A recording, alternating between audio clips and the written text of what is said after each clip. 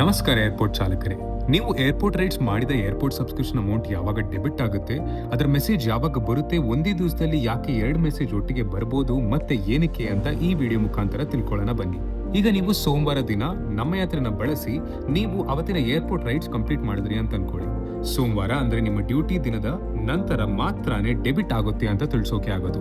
ಆದ್ರಿಂದ ನಿಮಗೆ ಮುಂದಿನ ದಿನ ಅಂದ್ರೆ ಇಲ್ಲಿ ಮಂಗಳವಾರದಲ್ಲಿ ಮಾತ್ರನೇ ನಿಮ್ಮ ದುಡ್ಡು ಮರುದಿನ ಡೆಬಿಟ್ ಮಾಡಲಾಗುವುದು ಅಂತ ಮೆಸೇಜ್ ಬರೋದು.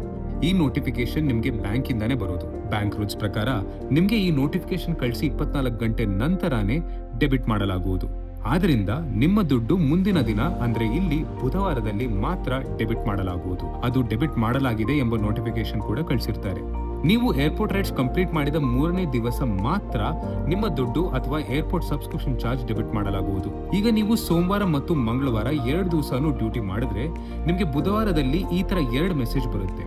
ಏನಪ್ಪ ಇದು ಡಬಲ್ ಚಾರ್ಜಸ್ ಮಾಡ್ತಿದಾರಾ ಅಥವಾ ಡಬಲ್ ಡೆಬಿಟ್ ಮಾಡ್ತಿದಾರಾ ಅಂತ ಅನ್ಕೋತೀರಾ? ಯಾವುದೇ ಚಿಂತೆ ಬೇಡ.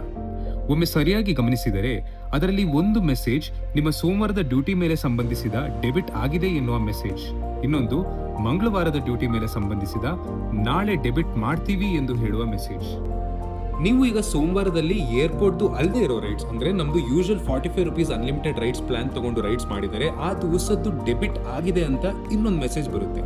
ಹೀಗೆ ನೀವು ಬೇಕಾದ್ರೆ ನಿಮ್ಮ ಪೇಮೆಂಟ್ ಹಿಸ್ಟ್ರಿ ಪೇಜ್ ಅಲ್ಲಿ ಚಾರ್ಜ್ ಮಾಡಲಾದ ಅಥವಾ ಡೆಬಿಟ್ ಆಗಿರೋ ಅಮೌಂಟ್ ಅನ್ನು ಚೆಕ್ ಮಾಡಬಹುದು.